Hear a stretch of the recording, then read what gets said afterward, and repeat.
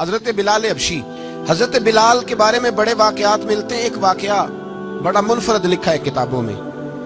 حضرت بلال سے لوگوں نے کہا آپ نبی پاک سے متاثر کیسے ہوئے؟ تو جناب بلال کہنے لگے میں زیادہ لوگوں کو، مکے کے لوگوں کو جانتا ہی نہیں تھا، جو کہ میری ڈیوٹی تھی گھر میں کام کرنے کی، اور مجھے سخت سزا ملتی تھی امیہ بن خلف کی طرف سے۔ بلکہ تحقیق یہ ہے کہ یہ عبداللہ بن جدعان کے غلام تھے۔ امیہ بن خلف نے تو جب انہوں نے کلمہ پڑھا تو پھر خریدا۔ عبداللہ بن جدعان کہنے لگا میں فارغ نہیں، آپ لے لیں، آپ اس کو سزائیں دیں۔ تو کہتے میں ان کے گھر میں ہوتا تھا، تو میں تو زیادہ لوگوں کو جانتا ہی نہیں تھا، کبھی مجھے موقع ہی نہیں ملا تھا باہر نکلنے کا، ہماری غلاموں کی کوئی زندگی نہیں ہوتی تھی۔ حضرت بلال کہتے ہیں میں ایک دن مجھے بخار چڑھ گیا بڑا تیز، میں لوگوں کو جانتا نہیں تھا۔ فرماتے مجھے تیز بخار چڑھ گیا تو ٹھنڈ بڑی سخت تھی، میرے مالک نے مجھے کئی کلو جوں دیے پیسنے کو چکی پہ۔ کہتے میں بیمار تھا تو میں نے کچھ دوائی لی جو اس وقت موجود ہوتی تھی، میں نے اوپر لحاف لیا، دودھ پیا تو مجھے نیند آ گئی۔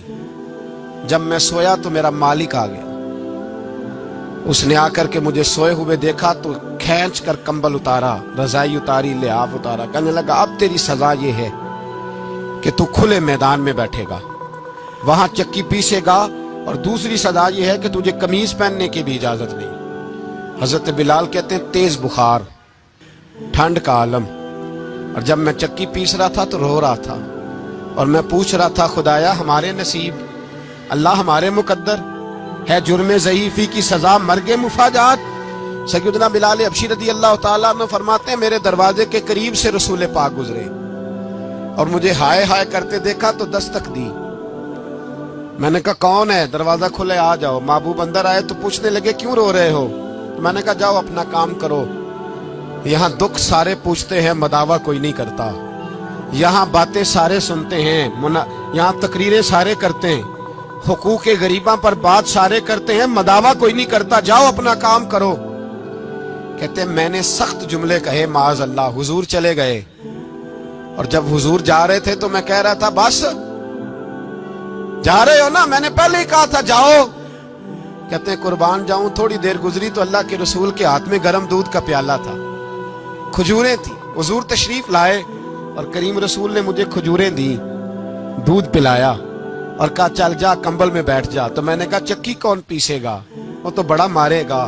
کہتے ہیں لوگو اس نبی کا میلاد اور معراج بھول نہ جانا، اس رسول پاک کی محبتوں میں کمی نہ آنے دینا، اس محبوب کا نعرہ ساری دنیا میں لگا دینا۔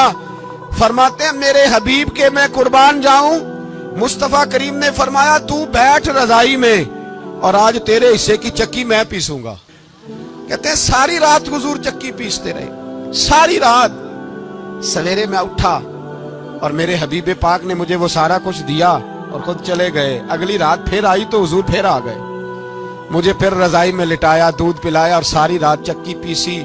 کہتے ہیں بس تیسرے دن حضور چکی پیس کے جانے لگے تو میں نے قدم تھام لیے، میں نے کہا بیبا دنیا ساری جھوٹ بولتی ہے، زمانہ سارا غلط کہتا ہے، جو غلاموں کے حصے کا کام کرے وہ اللہ کا سچا رسول ہوا کرتا ہے۔